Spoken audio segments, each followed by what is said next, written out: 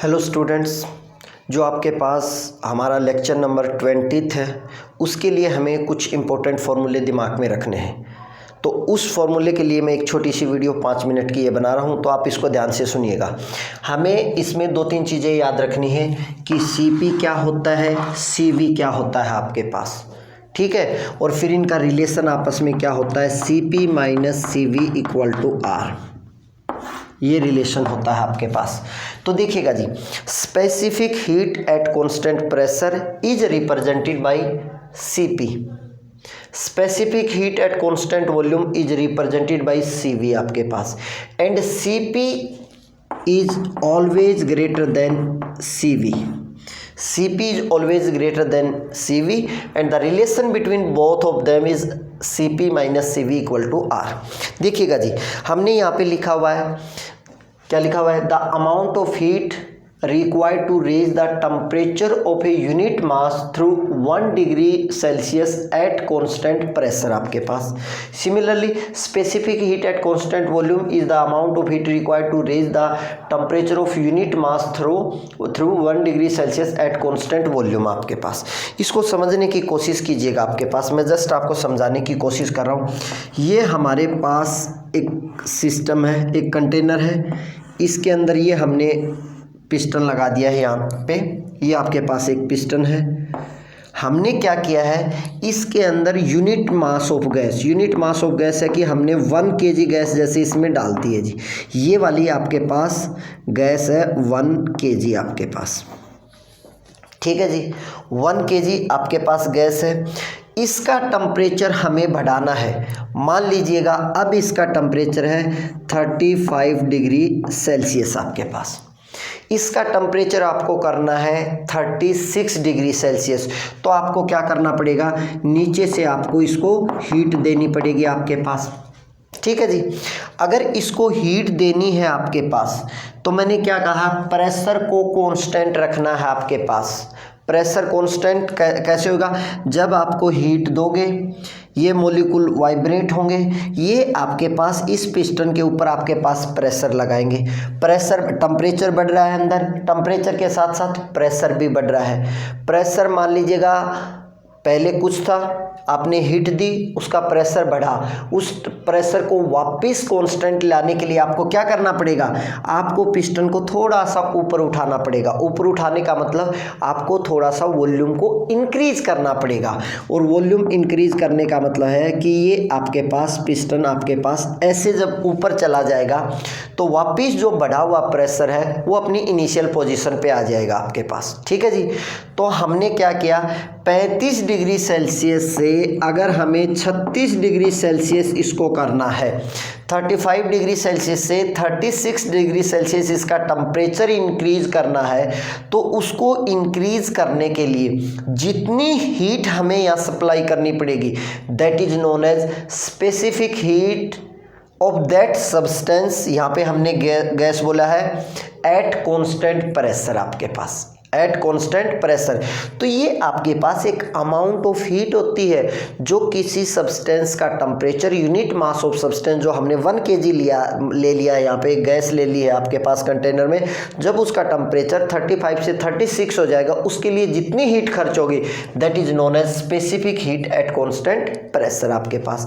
अब देखिएगा दूसरा, specific heat at constant volume. अब इसके केस में हमें क्या करना पड़ेगा, इसके केस में हमें करना पड़ेगा कि आपके पास ये पिस्टन यहाँ से नहीं हिलना चाहिए, आपके पास ये पिस्टन यहाँ से नहीं हिलना चाहिए। तो इसके केस में वही काम आप करोगे, टेम्परेचर 35 डिग्री सेल्सियस से 36 डिग्री सेल्सियस अगर आपको ले जाना है तो नीचे से हीट करोगे।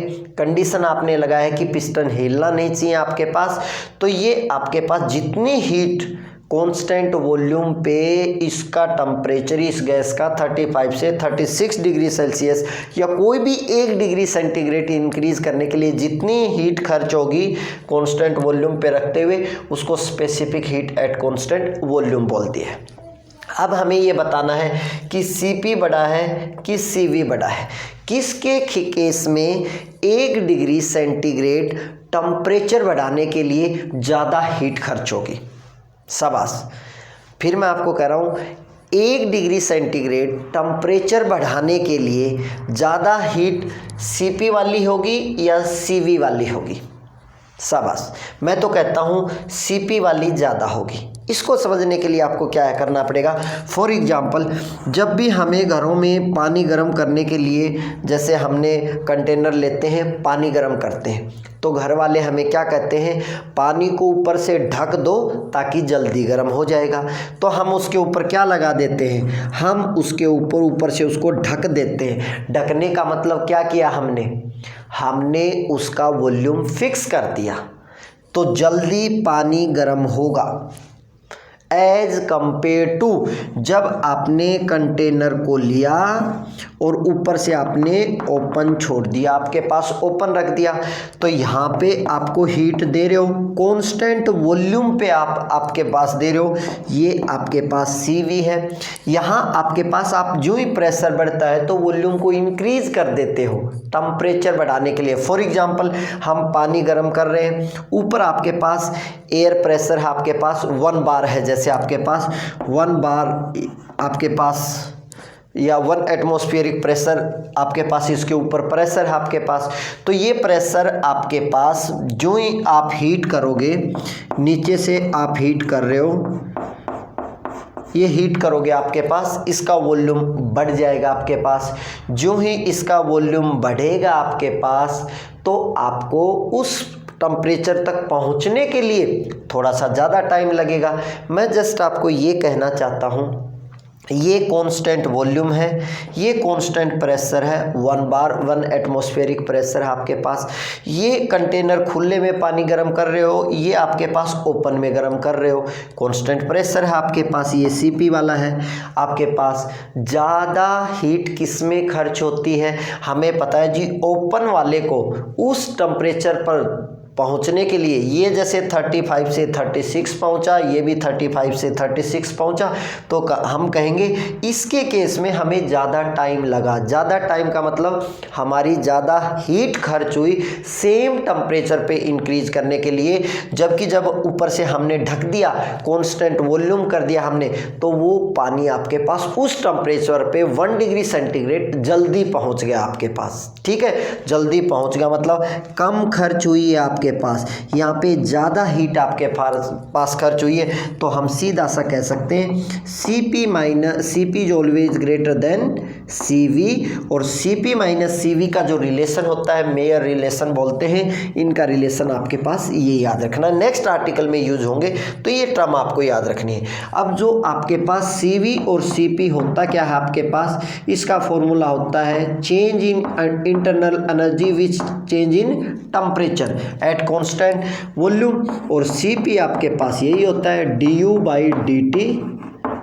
ठीक है, change in internal energy which change in temperature at constant pressure, ये कांस्टेंट वॉल्यूम पे था, तो ये फॉर्मूला आपके पास यूज होगा। वहाँ पे आपको ध्यान रखना है, फर्स्ट लॉ ऑफ थर्मोडायनामिक में जहाँ du नजर आएगा, हम वहाँ Cv/dt यूज करेंगे आपके पास। ठीक है जी, एक हम यूज करेंगे differential form of the second law of thermodynamic. देखिएगा जी, हमने पढ़ा है ds, जब चेंज इन एंट्रोपी, उसकी जब डेफिनेशन की बात की थी, तो सिस्टम को हीट देना और लेना और एट ए पर्टिकुलर टेम्परेचर, ये फॉर्मूला आपने पढ़ा था एंट्रोपी का।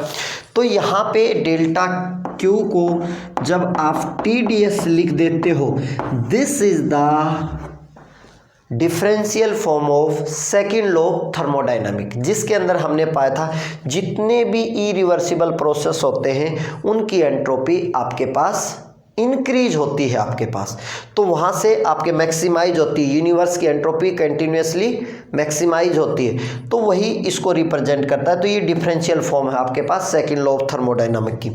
अब आपने फर्स्ट लॉ ऑफ थर्मोडायनामिक पढ़ा था, delta Q equal to change in internal energy into delta W को PdV आपने रख दिया आपके पास। सेकेंड लॉ ऑफ थर्मोडायनामिक से हम क्या लिख सकते हैं, dQ को TdS equal to du plus PdV। तो ध्यान रखना है स्टूडेंट, आपके पास जब भी किसी एग्जाम में आपके एयरफोर्स नेवी का एग्जाम पूछते हो तो आपको पूछेगा कि coupled equation that represent the first law as well as second law, तो कौन सी होगी आपके पास? तो ये वाली इक्वेशन है जो फर्स्ट लॉ को भी रिप्रेजेंट करती है, सेकंड लॉ रिप्रेजेंट करती है, that is the coupled form है आपके पास। तो TdS equal to du plus PD। Mainly मैं आपको कहता हूँ कि दो ही चीज़ याद रखना मेरे अकॉर्डिंग नेक्स्ट आर्टिकल के लिए, जहाँ delta Q first law of thermodynamic है वहाँ TdS रख दोगे आप लोग, और जहाँ पे CV होता है change in internal energy with change in temperature आपके पास, ठीक है। तो ये du/dt आपके पास, ये दोनों फॉर्मूले आपके पास याद होने चाहिए, और एक ये वाला फॉर्मूला याद होना चाहिए, क्योंकि नेक्स्ट आर्टिकल है change in entropy of a perfect gas in term of temperature, pressure in term of volume, pressure in term of volume and temperature. ये बहुत ही इंपॉर्टेंट आर्टिकल होगा, तो मैं चाहूँगा ये आर्टिकल आप याद करो, ये फॉर्मूला आपको याद रहे। Thank you students.